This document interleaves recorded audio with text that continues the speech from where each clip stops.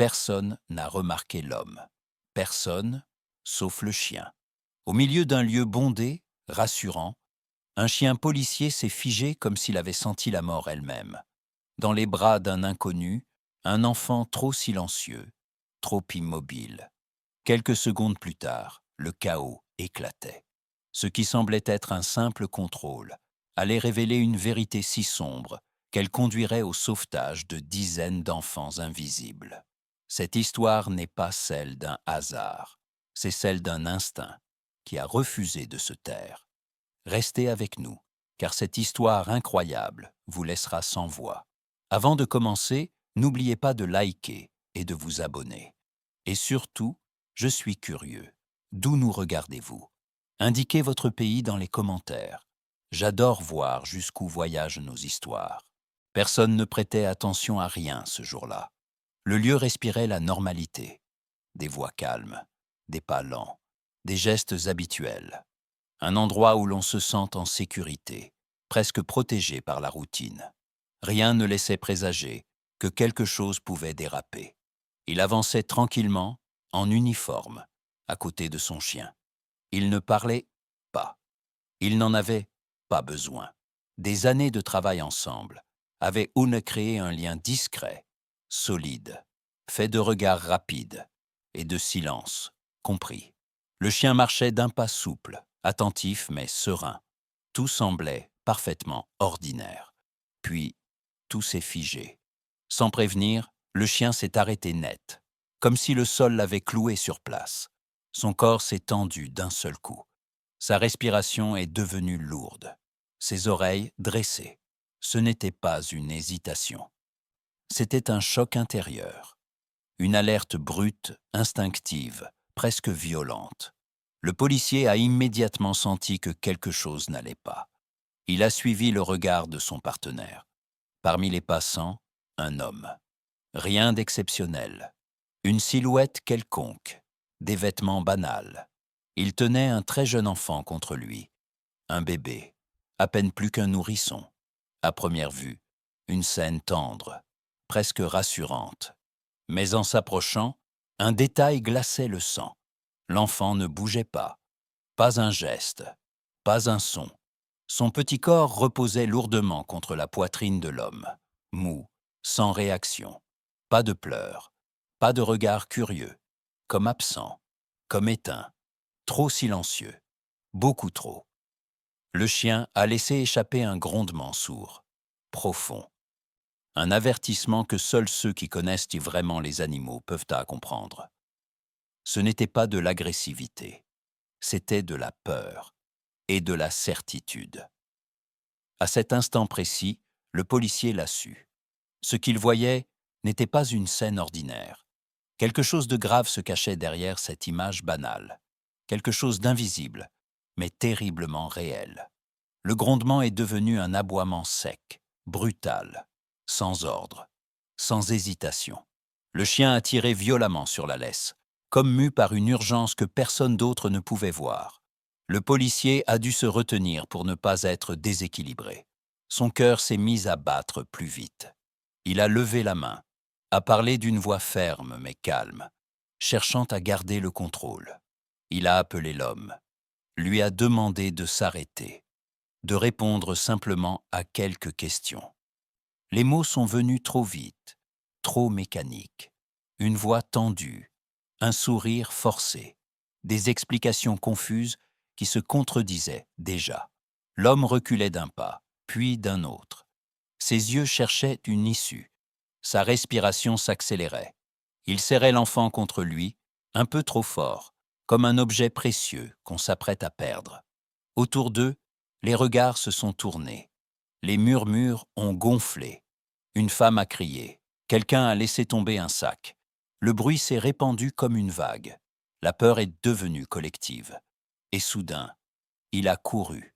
Il a pivoté brusquement et s'est élancé, bousculant des passants, renversant un chariot, fendant la foule dans un chaos total. À cet instant-là, il n'y avait plus aucun doute. On ne fuit pas ainsi quand on n'a rien à cacher. Le policier a lâché la laisse. Le chien est parti comme une flèche. Ses pattes frappaient le sol avec une précision implacable. Tout allait trop vite.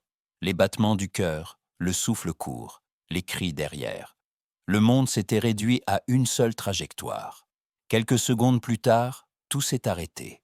L'homme était au sol, immobilisé, haletant. Le chien campait devant lui, vigilant, prêt à intervenir encore. L'enfant a été pris doucement, avec précaution. Il respirait. Il était vivant, mais son regard restait vide, son corps sans tonus, présent, et pourtant terriblement absent. Et cette réalité-là était peut-être la plus effrayante de toutes. La salle d'interrogatoire était froide, trop calme. L'homme était assis droit, les mains jointes, le regard fuyant. Il parlait beaucoup, mais ne disait rien de solide. Un nom, puis un autre détail qui ne collait pas. Des phrases, apprises par cœur, récitées trop vite, comme si le silence lui faisait peur. Il prétendait être un proche, un lien familial vague, changeant. Quand on lui demandait des précisions, il se perdait. Un lieu qu'il ne pouvait pas décrire. Une personne dont il oubliait le prénom. Une histoire qui se fissurait à chaque question. Aucun papier, aucun téléphone prouvant un lien, aucune trace officielle.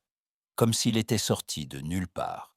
L'enfant, elle, était assise dans une autre pièce, une petite chaise, un verre à la main.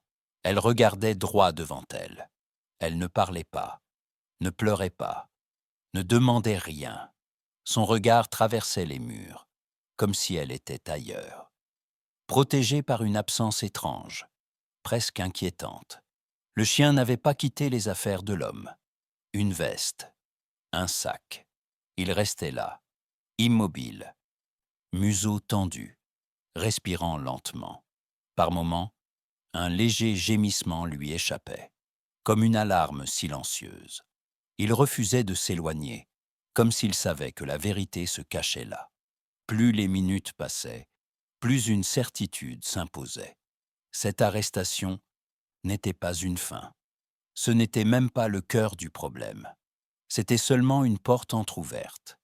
Et derrière, quelque chose de beaucoup plus sombre attendait d'être révélé.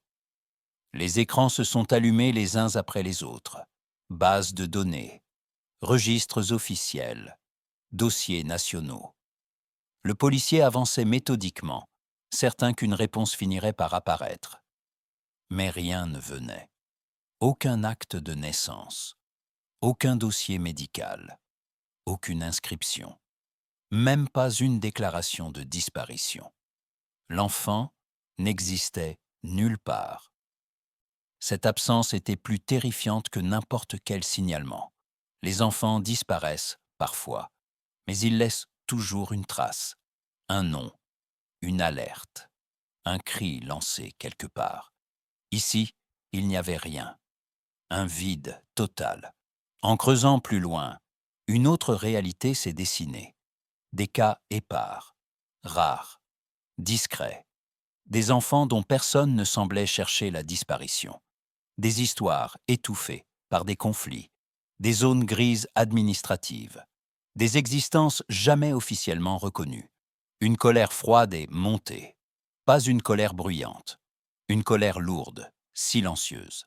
Si cet enfant n'existait pas sur le papier, alors combien d'autres pouvaient disparaître sans que personne ne s'en rende compte? Pendant ce temps, le chien changeait de comportement. Devant une carte affichée au mur, il s'est immobilisé. Devant certaines photos, il a réagi de la même manière.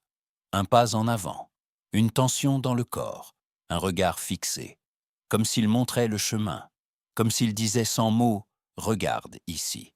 L'enquête venait de changer d'échelle. Ce n'était plus une histoire isolée. C'était une menace qui s'étendait, silencieuse, invisible, et bien plus proche qu'on ne l'imaginait.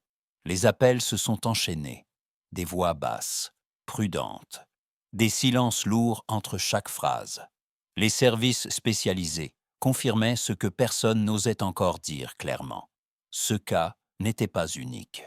Il existait un schéma, discret, dissimulé derrière des failles administratives, et des situations familiales complexes, des enfants jamais déclarés officiellement, des existences fragiles, déplacées sans bruit, utilisées, transférées, effacées, rien de visible, rien de spectaculaire, juste une mécanique froide, efficace, presque invisible.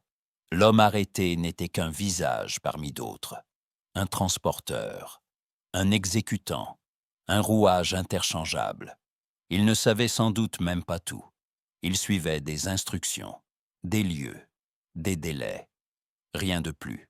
Et pendant que les adultes parlaient, le chien agissait. Devant certains dossiers étalés sur la table, il s'arrêtait.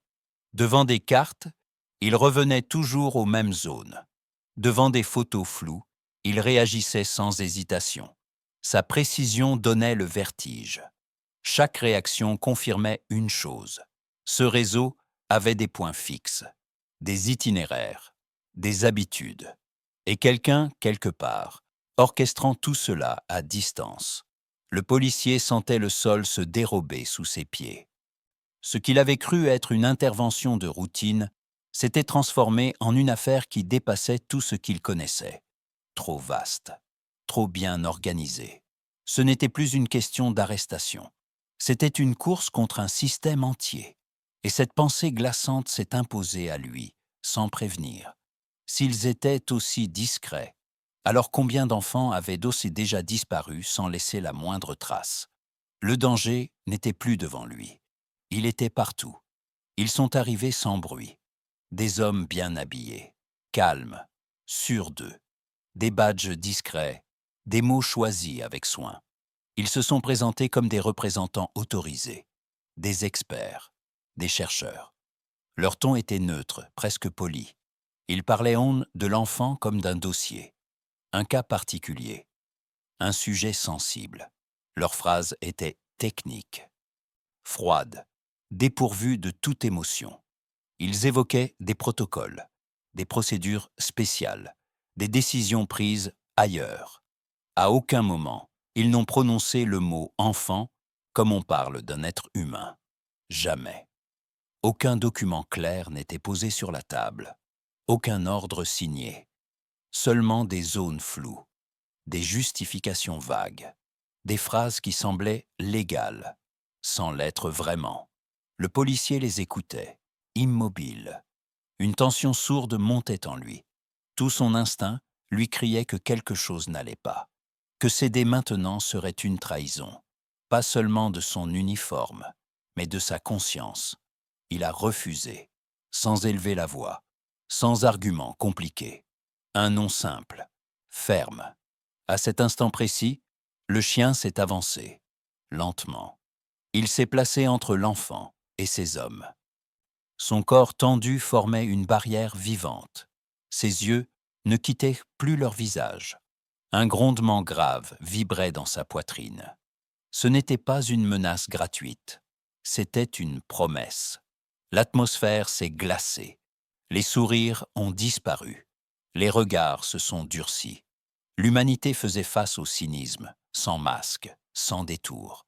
Le policier le savait. L'enfant pouvait leur être arraché à tout moment.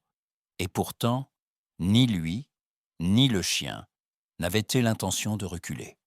Pas maintenant. Pas après tout ce qui avait été découvert. Tout s'est accéléré d'un seul coup. Les preuves, patiemment rassemblées, ont enfin parlé plus fort que les silences. Les autorités compétentes sont intervenues. Cette fois, avec des mandats clairs, des noms, des responsabilités établies.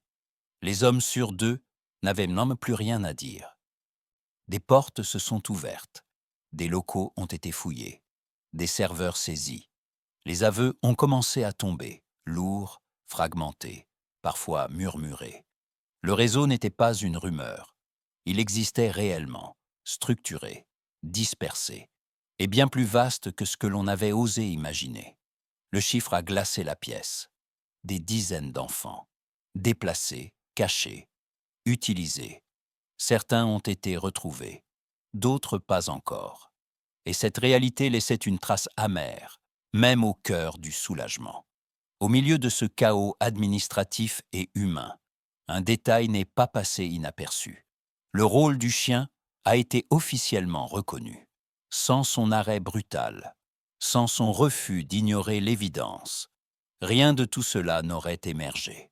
Le policier est resté silencieux en l'apprenant. Il regardait son partenaire à quatre pattes, paisible, ignorant tout des dossiers et des médailles. Il a compris alors que ce premier aboiement n'avait pas seulement arrêté un homme. Il avait ouvert une brèche, une alerte simple, instinctive, qui avait sauvé bien plus d'enfants qu'un seul.